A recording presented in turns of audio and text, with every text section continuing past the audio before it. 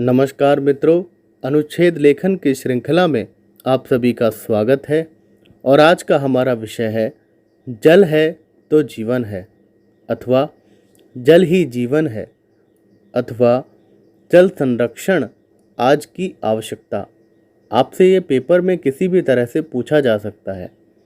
इसके संकेत बिंदु हैं जीवनदायी जल, जल प्रदूषण के कारण, जल संरक्षण कितना जरूरी और जल संरक्षण के उपाय।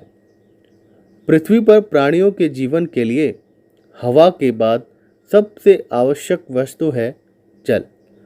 यद्यपि भोजन भी आवश्यक है, पर इस भोजन को तरल रूप में लाने और सुपाच्य बनाने के लिए जल की आवश्यकता होती है। मानव शरीर में लगभग 70% जल होता है। कहा भी गया है, क्षिति जल पावक गगन समीरा, पंच तत्व से बना शरीरा। वनस्पतियों में तो 80% से ज़्यादा जल पाया जाता है। इस जल के बिना जीवन की कल्पना करना कठिन है। पृथ्वी पर यूं तो 3/4 भाग जल ही है, पर इसमें पीने योग्य जल की मात्रा बहुत कम है। यह पीने योग्य जल कुओं, तालाबों, नदियों और झीलों में पाया जाता है, जो मनुष्य की स्वार्थपूर्ण गतिविधियों के कारण दूषित होता जा रहा है।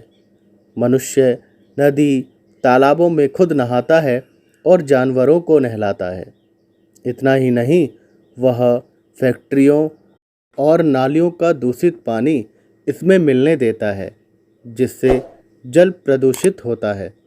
पेयजल की मात्रा में आती कमी और गिरते भूजल स्तर के कारण जल संरक्षण अत्यावश्यक हो गया है। पृथ्वी पर जीवन बनाए और बचाए रखने के लिए जल बचाना बहुत जरूरी है। जल संरक्षण का पहला उपाय है उपलब्ध जल का दुरुपयोग न किया जाए और हर स्तर पर होने वाली बर्बादी को रोका जाए। टपकते नलों की मरम्मत की जाए और अपनी आदतों में सुधार लाया जाए। इससे बचने का दूसरा उपाय है वर्षा जल का संरक्षण करना और इसे व्यर्थ बहने से बचाना। ऐसा करके हम आने वाली पीढ़ी को जल का उपहार स्वतः दे जाएंगे।